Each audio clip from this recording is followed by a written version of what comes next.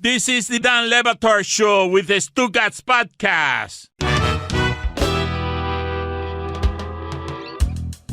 We pissed someone off, Stugotz. Who? I shouldn't say we. It's Greg Cody who has pissed someone off, writing in, LOL, that's a bunch of bullcrap, Greg Cody. If Tua all of a sudden becomes a star, why would y'all give most of the credit to Tyreek Hill? Y'all didn't give most of the credit to Stephon Diggs when he went to Buffalo and made Josh Allen into star. I will say this again. Josh Allen was a mediocre QB at best, capitalized the first few years in the NFL. Then the Bills acquired a top 5, arguably top 3 receiver in Stephon Diggs. And now all of a sudden, the media, the American public, and the Dan Le Batard Show cannot stop themselves from sucking off Josh Allen. Y'all have already determined that Josh Allen will be the next great hype. So what's the difference between the Josh Allen situation and the Tua situation, Greg Cody? If Tua all of a sudden becomes a star, why would y'all give most of the credit to the receiver this time? Y'all didn't do that with Josh Allen, so what's the difference?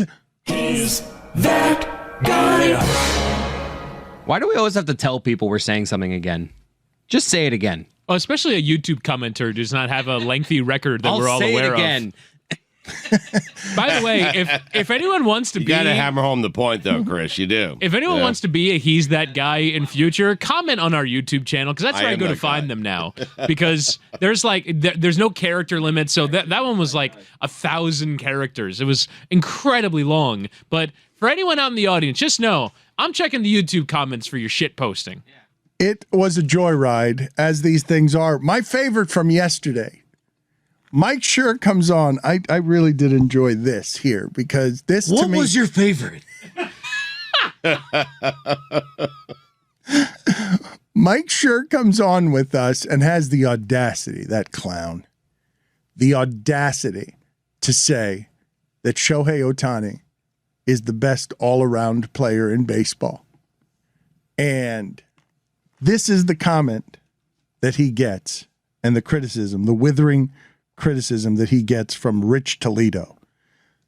So how is the 12th best pitcher and the 18th best hitter somehow the best player in the league?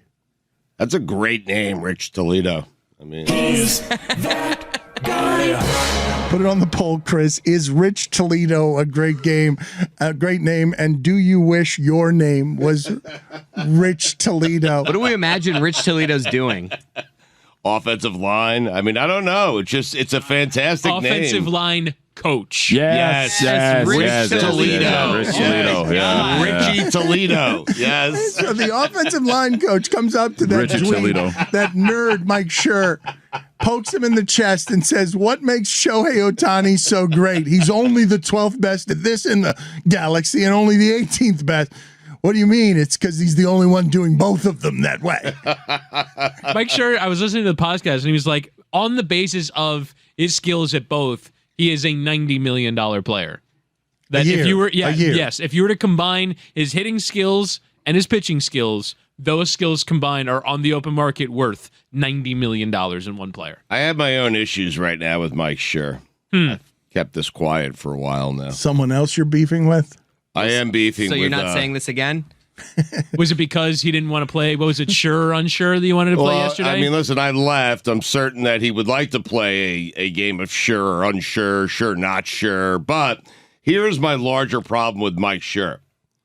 Mike Schur, who I allowed to come into this studio and write the most glowing thing that's ever been written about me or this show. Allowed. Listen...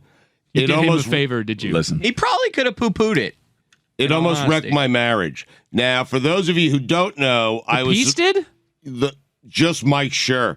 Your wife wanted Mike Schur? Almost wrecked your marriage. I was supposed to be in Costa Rica that day. If you remember, I came in to allow Mike Schur to write the most glowing thing that's ever been written about me. I gave him my time. I was late. My wife was upset. She was already in Costa Rica with the kids. That is a long, dangerous drive from the airport to the hotel if anyone's ever done it. It is dangerous. Costa Rica? Yes. I was scared in a bus in Costa Rica. Yes. It is. It's cliffs and everything else. The reason I was laughing, though, is you were supposed to be in Chicago today. Yeah. And don't get me started Did that again. almost ruin your marriage, I mean, you better watch it because I'm on to Mike Schur now. I have moved away from you. And I am on to Mike Scher. No, I'm grateful. I would tread lightly, my friend. I mean, okay, but I'm letting it fly today. Not the airplane, but No, that's I supposed should to be in an Chicago. airplane. Yeah. Nobody here still understands what happened. Like, why? We're thrilled to have you here. We just don't understand how and why you're here. Well, because I missed a couple of flights. I mean, I'm unorganized. thank you for that, by the way, because the show's a lot better today with you here. It always is a lot better when he's here. And thank you for coming in early yesterday. I appreciate 3 it to a.m. accommodate my was excessive. schedule. It was Yes. excessive. Well, and it certainly makes it frustrating to do that to you guys and to myself and then miss the reason that we did it. But I digress because I'm not ripping Mike Scher. So then rip him. I'm ripping people again. All right. So what? Mike Scher almost wrecked your marriage because you were supposed to be in Costa Rica, but you're unorganized. So I have done a lot for Mike Scher. I mean, I put my marriage on the line. I stayed down here a day longer than I should have. My wife asked me why. I said, there's a guy writing glowing things about me. I mean, why would I stop not? yourself from going anywhere for that? How could she not understand that? She said, that's more important than your wife and kids. And I said, yes. That was my response. Gets it. So I was a day late to Costa Rica, and that's not the reason I'm mad. I was mad at him then. I called him a day later because he was such a nice guy, and I said, when are you making a sitcom about the TV show? And again, we digress. I'm not ripping my shirt. You want him to do an executive producer show that involves you, yes? Well, the whole radio show. I figured he loved the show so much, knew it so well, and he's such a great writer that a sitcom was in the works, and I was just trying to, push him and prod him along. It didn't work. Because you've done so much for him. Yes. I stayed again. Right, I put my marriage on the line. Did you? No, I was not. I was not married at the time. Other than to you. I would make it impossible for you to put your marriage on the line. You said your wife understood. She didn't understand. No, she was not happy. Okay. Again, we digress. Not to bring up not to bring up the two incidents that are somewhat related. I feel like this is another poor planning situation. The I'm unorganized we just have to accept this as baked into the Stugotz bread. You can organize yourself and organize. Not one of the options. Listen. Flying is it's a tricky game these days, and I keep telling you first flight out, and that was my big mistake. So it's on me. Like part of that, what happened yesterday, most of that is on me. But again, I'm not ripping Mike Scher. Mike Scher. So he has asked me, hey, can I write about you? Can I write glowingly about you? And I granted him permission to do so. The show. And the show too, yes. And can I, of course, the show, yes. And are you willing to risk your marriage for me to do so? Yes, sure, no problem. I am willing to do that. Well, he didn't know I was doing it, but I did it. And it really wasn't his fault. It was mine. I mean, I probably knew about it for months. It's something Scher asks people before he writes about them. It's just a standard question. Well, I was willing to put my marriage on the line for Mike Scher so we can get that piece out, okay? Thank you for that. Yeah, well, he's never thanked me, and so I appreciate someone doing it. So thank you, Chris. Thank you very much. But again, we digress. So here we go with Mike Scher. I ask him one favor. That guy comes on, he does weekend observations, he does them great. It is probably the greatest tribute I've ever had in my entire... All this guy does is, tributes. He's a Meadowlark contracted employee. He works for the company. He does? Yes. He works for the company? Yes. Really? Yes, he's got a podcast. So you and I have worked very hard along with the show for 20 years, and we created a company that Mike Scher is now drawing a paycheck from. That is correct. All I'm trying to do is get someone who's very important to my daughter, an internship. He donates that to Ron McGill. Well, that's very nice of him. I mean, not something I would do, but very nice of Mike Scher. What a swell guy. I mean, this is a great guy. He donates his paycheck for me? He does, I know. Must be nice. Yeah. So anyway, there is someone that Rachel is going to be playing lacrosse with who's on the Northwestern lacrosse team, who I happen to think, and they have a great journalism school, but she loves Mike Scher and everything Mike Scher has created. And she's a great writer, and she sent me writing samples, and I'm just trying to get her an internship with Mike Scher. A job. An internship. She needs it for school, like a credit. It's not paid? It's not a paid internship? I think internships pay now. I don't think she cares whether she gets paid or not. I haven't had that conversation. She loves Mike Schur, and somehow I was put in touch with her, and I reached out to Mike Schur, and I said, hey, would you mind talking to this person? Because it would mean a lot to my daughter. She's already at Northwestern. My daughter's going there. And Mike Schur hasn't had a conversation with her yet, although his assistant is really an expert at kicking the can down the road. I mean, there is no one better than kicking the can down the road. She's so nice, but she's an assassin.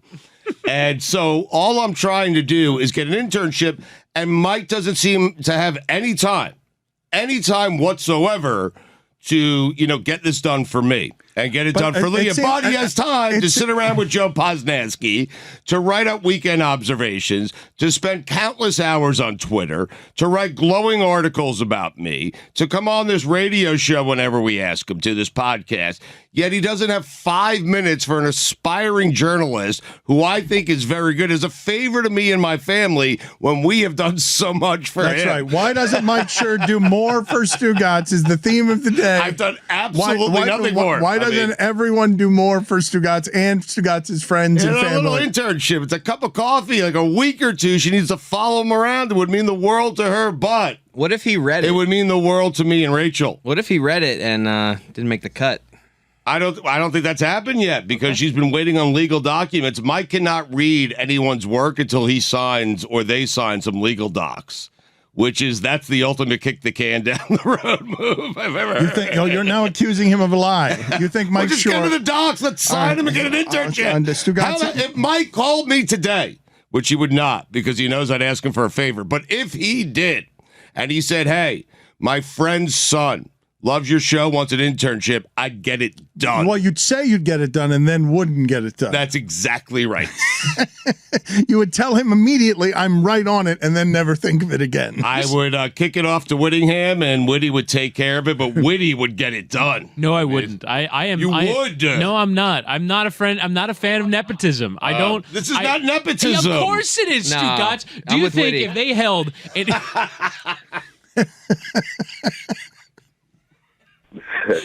Do you think if they held an open competition for an internship to work with Mike Schur, that there wouldn't be 15,000 applicants I'm from colleges across the country? And 9,000 of them would come from people that knew Mike Schur. It's not what you know, it's who you know. I mean, I'm sorry. No, I don't like that. It's one of the building blocks of life. It is. For the rest of my life, privilege. with my last dying breath, You know me, you're good. I will be fighting against it's not what you know, it's who you know. With my dying breath. Whitty, right. You and Mike became close. Yes. Yeah, from my work on this program. That's how you guys became good friends. I'm not saying you obviously are qualified, but your relationship. I can tell.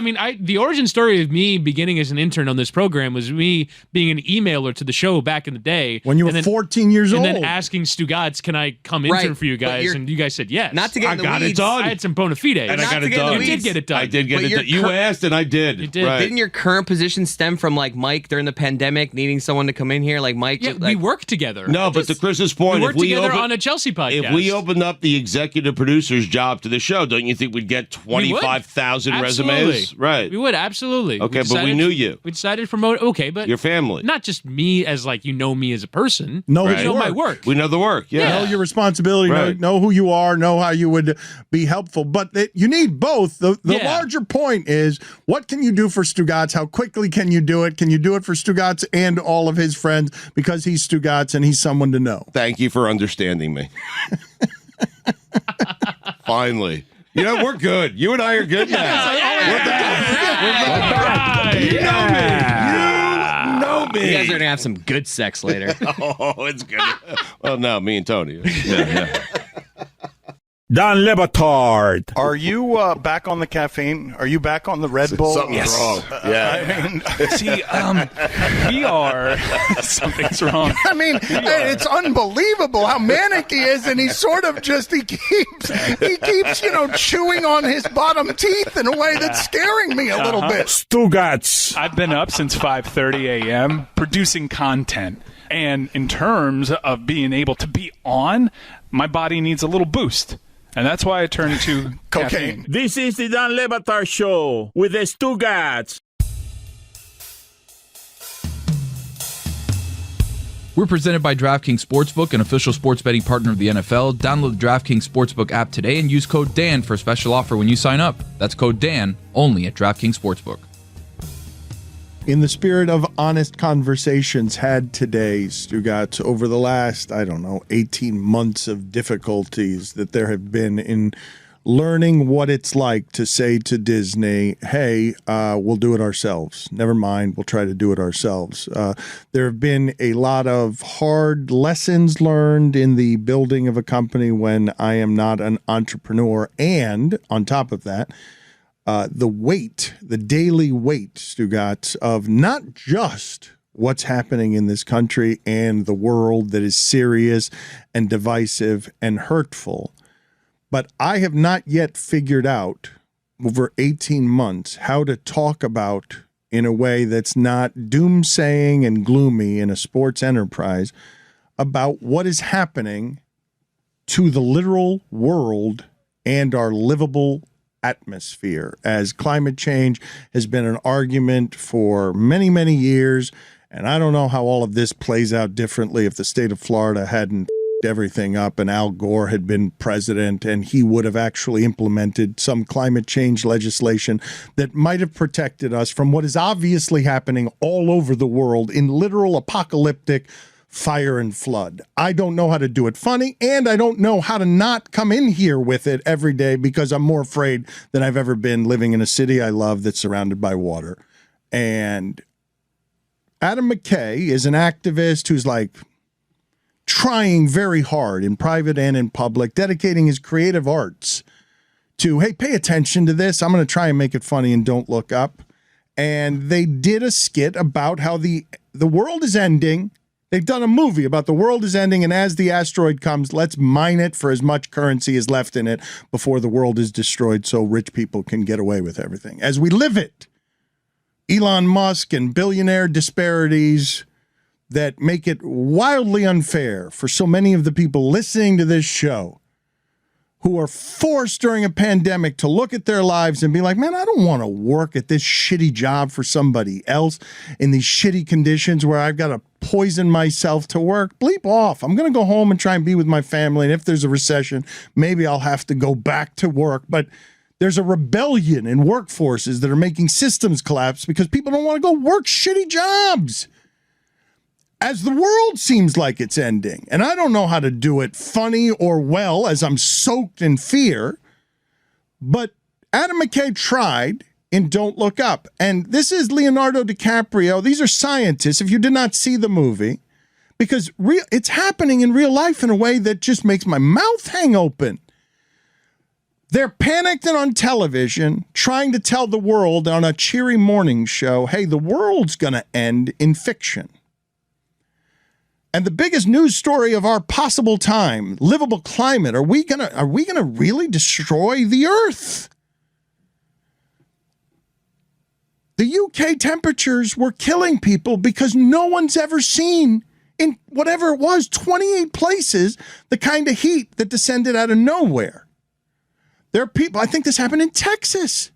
Texas has gone from beginning of pandemic, they had a freezing problem. Texas was frozen. Now the heat's killing people. And on television, Stugotz, in England, days before this heat wave came, on actual television, you tell me what is both bleaker and drearier and funny. What Adam Mckay tried to do in fiction with Leonardo DiCaprio and scientists yelling at anchors who were being chipper, or what happened in real life. Put these clips side to side next to each other because I don't know how to convey to people without making it feel like the sky is falling, emergency that you don't want around sports, that the end of livable climate probably needs to be something that has all of our attention so that we could get these legislators to start doing some of the stuff required so that our children can breathe. But it's football season soon. Play this out. Are we not being clear?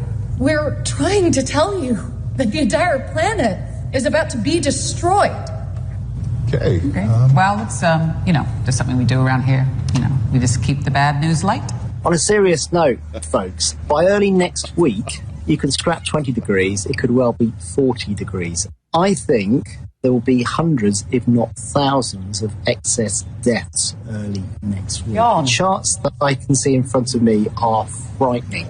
So, John, I want us to be happy about the weather, and every single... I don't know whether something's happened to meteorologists to make you all a little bit fatalistic and harbingers of doom. Because all of the broadcasts, particularly on the BBC, every time I've turned on anyone's talking about the weather, they're saying that there's going to be tons of fatalities. But haven't we always had hot weather, John? I mean, wasn't the 76, the summer of 76, that was as hot as this, wasn't it? No. Are we not being...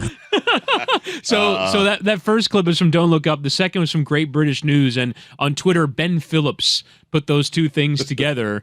And, like, you're right. It's like, oh, happy fake. Isn't this great? Isn't this great? It's getting very hot. You're mentioning Texas. It's 113 degrees in parts of Texas. I saw a video on TikTok of a squirrel being unable to move because it just wanted to hang out over a vent, because it was cooler on the vent than it was in the rest of the 113 degrees. It was just chilling. No, I think it needed a break. It needed a respite in the shade and on top of a vent. You ever done that thing in like your house after coming in from the outside and you just like lift your shirt up and you open just got, the like, freezer? A vent coming in? Oh, nothing better. I have a spot in my kitchen where the air just blasts. Right. You ever see me there?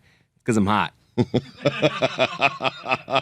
Just chilling. The squirrel was just chilling. This is a headline from the UK. I don't have the name of the paper in front of me, but why can't the Met Office just tell us the weather instead of spreading alarm and scolding us with doom-laden lectures? But unfortunately, they're on fire. Like, there are places all over the globe. They're on fire. What's the language? Okay, I would like for these people to provide me with the appropriate language.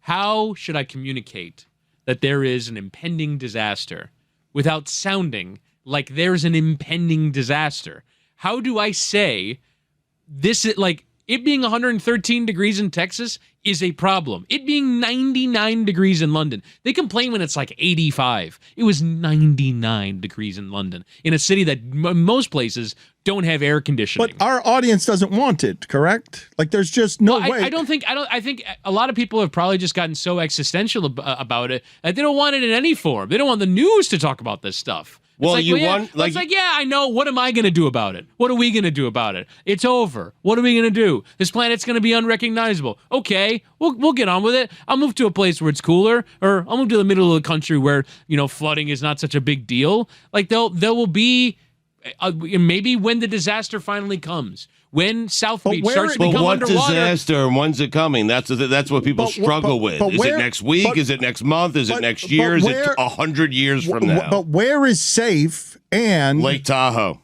Well, it was on fire the moment you left We last had an year. earthquake. Fire, schmires, and an earthquake. I am telling you, there hasn't been a cloud in the sky in that place for a month, and it's 65 and sunny every single day. Except the smoke clouds from the fire. And when it catches fire for like a month at a time. Right. Dana Point, same thing.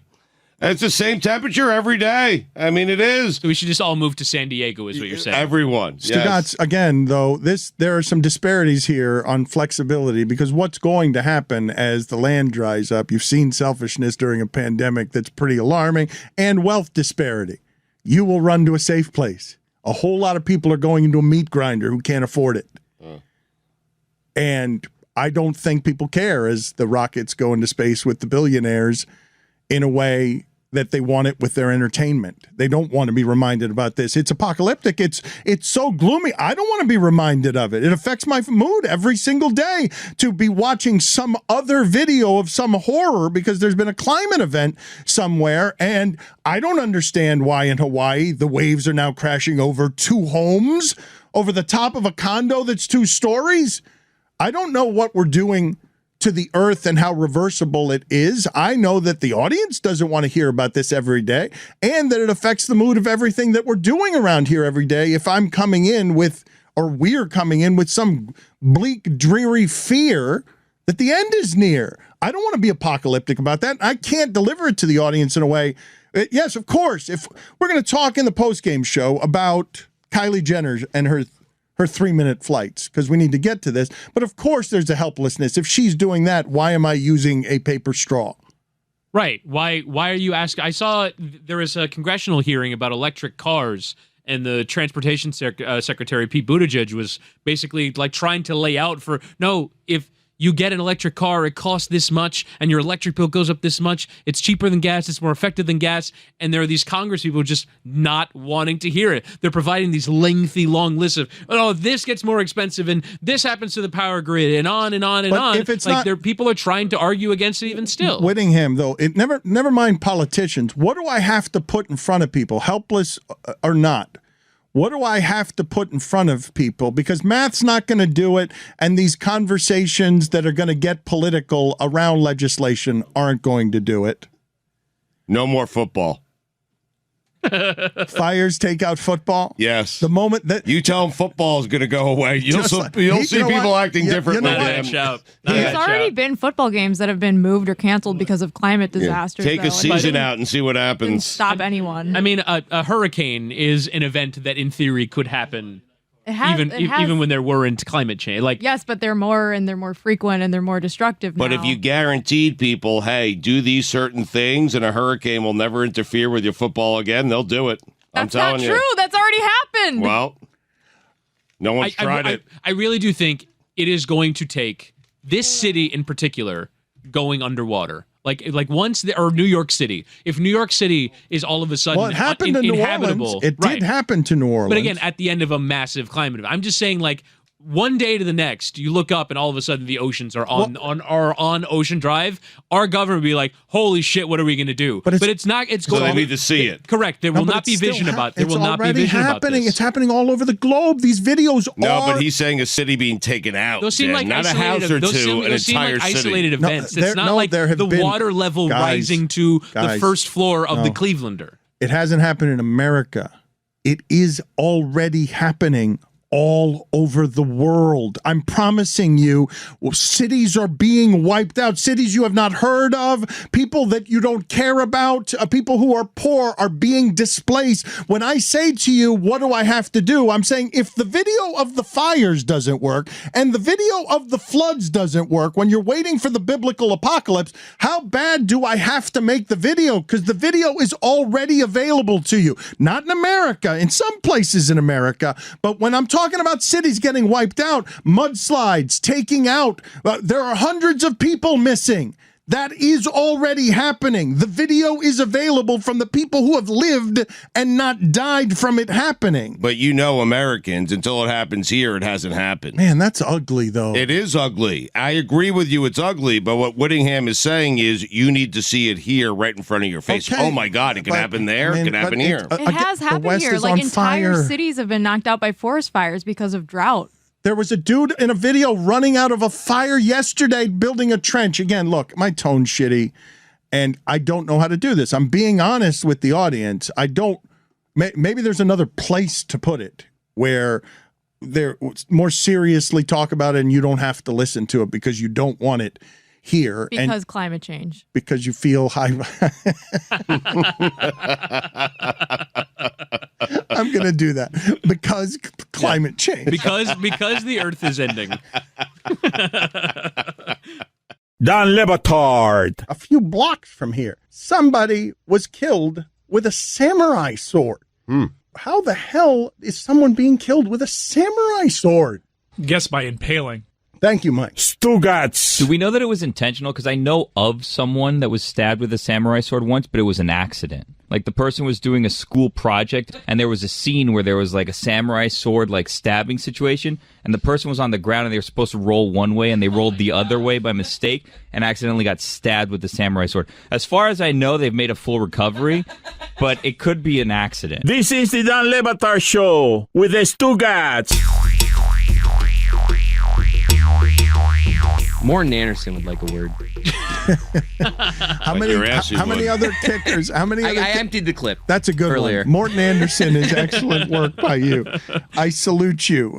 That's it, though. You're going to close this. You're going to close a fun day of just naming kickers. Did I say Steven Hauschka? I think you did. Because he'd like a name too. A word funny too. name, yes. But I think He's like a name. He's got a great name. You're in reruns already on the kickers. Well, I mean, my point was proven. To be fair to Chris, there are not really that many of them, or at least like if you're going like modern era, like kickers are around for a long time. So most teams only have like 3 or 4 kickers, and we've named a lot of them. Mm-hmm. I actually, you started the day by having a go at me for this opinion. I'm more entrenched on it now after actually looking at the numbers. After hearing Neil Rackers would like a word. Yes, after hearing Neil Rackers would like a word, I still think... I just wanted to say names, if I'm being honest. Neil Rackers is a great one. I think Arizona's current kicker is their best kicker ever. But you're going to end up doing this with like quarterbacks. You're going to start to tell us that certain quarterbacks are the best. Oh my God! Goodness me! He warned me. Sorry about that. He said I'm eating peanuts, and I it's told a bad Dad I was idea. eating peanuts before. This, like, it's always a bad idea to eat peanuts. Nuts is what I'm saying. Before you go on air, and I'm eating them while I'm on air. I'm hungry. The audience loves when we eat into the mic, is what I've learned. But eventually you're going to get to quarterbacks, and you're going to start telling me that, I don't know, Josh Allen's the best quarterback that Buffalo's ever had, and Jim Kelly would like to have a word with you. So that game. I don't want to play that Dan game. Marino But he's gonna get there. would like a word. Yes. I too is the best quarterback in Dolphin. No, I'm not going to. So I do think that there is era adjustments, right? Like Dan Marino played in a different time. Please stop. You're just holding up no, peanuts to the Stugotz, camera? no, Stugotz just had. He's not holding his peanuts. Listen. Stugotz just had the rarest of moments of self-awareness. Never had one before. It was weird. He held up the peanuts and realized he was going right back to eat. Really hungry. After Fleming his way through, just actively went right back to the mistake that he made, looked at it, and was horrified by himself. And the whole room smells like peanuts. Sorry about that. I think that's a pleasant enough smell. It is a good smell. Underrated, yeah. From Stugotz's mouth, though? Peanuts from terrible. the breath? Not even my mouth, no. Peanuts from breath? That's good, yes? Good peanuts, though. For some reason, those like roasted nut carts in New York, they smell so much better than what you get when you eat the actual roasted sugared nut. Am I right about that? They suck you in with the smell. The smell is delicious, so again, but good. not from someone's mouth. The cinnamon ones. Definitely. There's a lot going on in this segment. Yeah. I think you could say the same for Auntie Anne's, too. The smell of a Cinnabon or an Auntie Anne's. Ropes you in. It ropes you in, and then you take the And first then you bite. swear you'll never have it again. Great. Like, they're okay, but they're not. I mean, the garlic pretzels are pretty good, though. I've got a good stat of the day. Start of the day, start of the day. It is the start of the day. Start of the day, start of the day. It is the start of the day. Start of the day, start of the day. It is the start of the day. Start of the day, start of the day. It is the start of the day.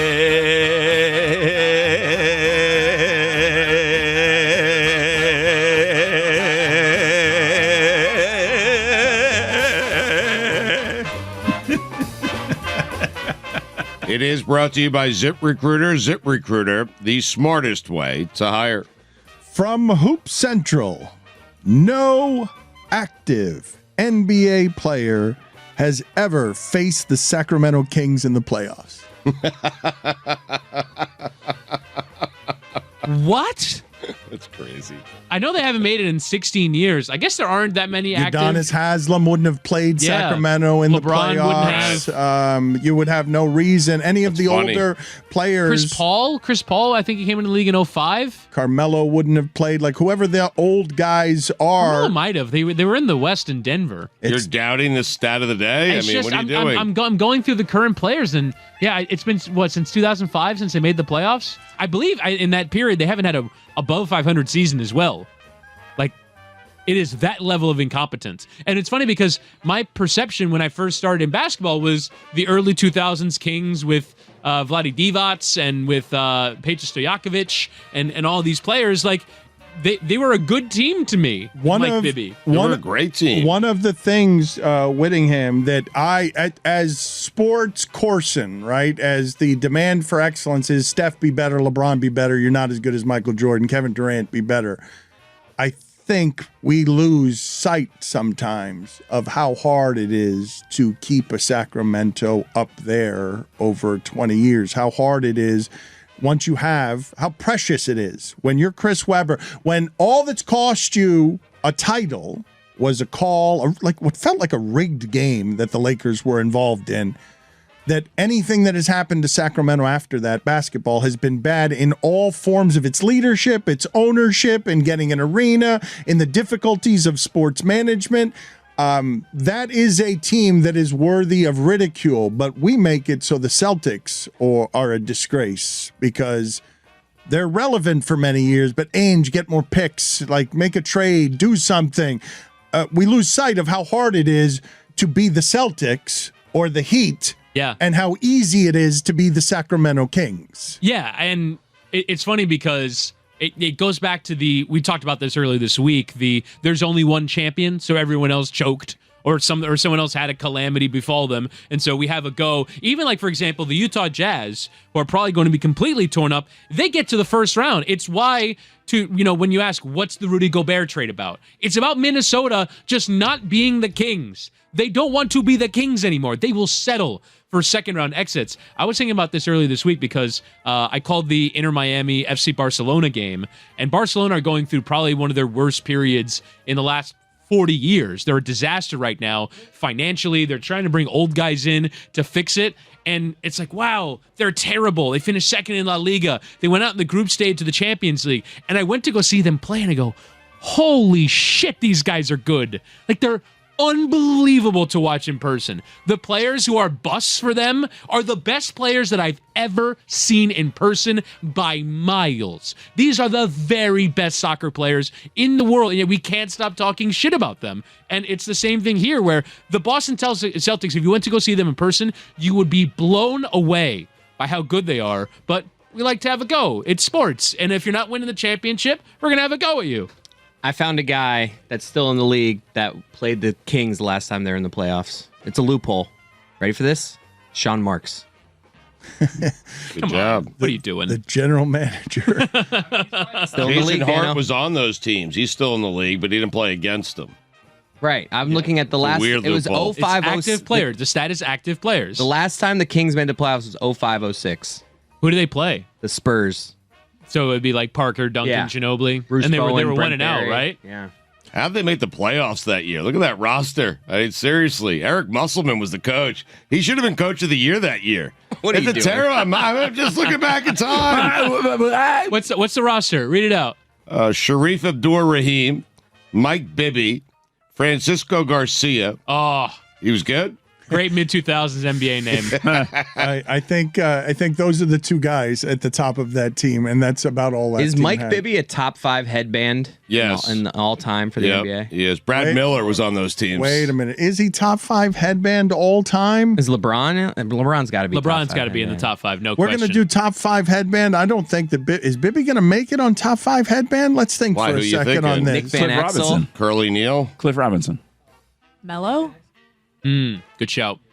I mean, you've got LeBron. LeBron did headband. Yeah, he but I don't definitely makes the associate. top do we associate Not LeBron really. with a Bibby, headband? like, he you doesn't. know. He doesn't wear it anymore. Has he played long enough that we just associated with baldness and not He's the a headband? headband. No, I he's think he's a headband guy for sure. He's done more with headband than without. Why does he wear them anymore? Is it just because it would be too comically ridiculous to cover up his hairline with like a thicker and thicker headband, and so he just stopped. Or the headband would go higher, so it'd Right, be like, exactly, It'd be, like it would be at a it'd be bizarre- under his chin at this point. Is Alex Caruso now the only one that's doing it in the league in a way? No, it can't be the only one, right? Well, but Rip Hamilton is being nominated from Al Harrington has to be in that conversation. Allen Yeah, Iverson and Allen Rip Iverson. Hamilton. I think those two are on there. What are we doing? I don't think Mike We should Bibby. Mike Tony. He's got some yeah, thoughts. well, but I think Mike Bibby has just become OLI, has he not? Wow. Why doesn't Tony have a microphone? I do. It's just somebody's got to turn it on for me. It's tough. So I'm screaming out AI. I'll screaming turn out it on. Latrell Sprewell. Thank you, Stu. But you're right. Like who currently wears headbands? I'm trying to rack my brain. Like, is the headband dying? Put it on the poll, please, Chris Cody. The important topic of the day is the headband dying. Kevin Love was out here doing it. I don't think he wears one either. I just googled a random NBA player off the top of my head. Bradley Beal wears a headband. So I didn't know that though. Like Mike Bibby, I knew exactly what Chris was talking about and where he was going. I didn't know that about I it. mean, you have to think of these people as headband. Like if you didn't know, you shouldn't have to Google it. It should be someone that you say their name, you picture them with a headband. Are we Jason talking current? Terry. Current guys? Yeah, right now we're trying to diagnose if the headband is dying. I'm thinking back to this year's finals, and I don't. Wasn't Jimmy rocking a headband this year? Yeah, Jimmy rocks headbands. Clay Thompson rocks a headband. But Jimmy, you don't think of as a headband. Why not? Because he just. But I he think does his hair. No, but he's very. But He's this got, year he did it. I think for the first time. Jimmy Butler takes great pride in how his hair looks every night. That takes a long time to make it look that way, and I don't think he wants to cover it up too much.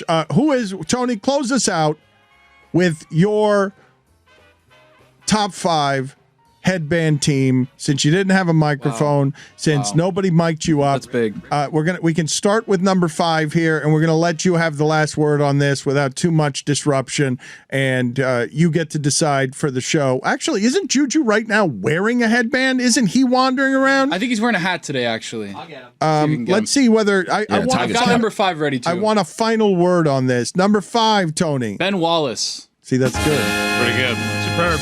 Number 4. And I'm doing them by positions too. Number 4, I've got Carmelo Anthony. He's your 3. He's your 3. He's my 4. Playing small ball. Really? He's playing at the You 4. have him playing power forward? Well, but he's number 4, and he's his 4. Number 3. Rashid, you know what? You're good. right. Rashid, yeah. Rashid, that's good. That's 3 for me. Okay, that is good. Number 2, where's Mike Bibby? He's not. Stugotz's top 5 has 70. He's on the bench. Number 2. Number 2 is Rip Hamilton. Oh, wow, that's good. I said yes immediately to Mike Bibby. I regret it now. You didn't give any thought to this whatsoever. I never do. Hey, you're welcome for it. Number 1. AI. Unquestionably made me wear a headband for a little bit. Al Harrington was a good shout from Witty. Cliff Robinson doesn't make the list. How does Uncle Cliff? Uncle Cliff. Well, you went by positions, though. That's why. Right. God, but how does Cliff Robinson not make the list? Is it dying? Have we decided? Not as much as this segment.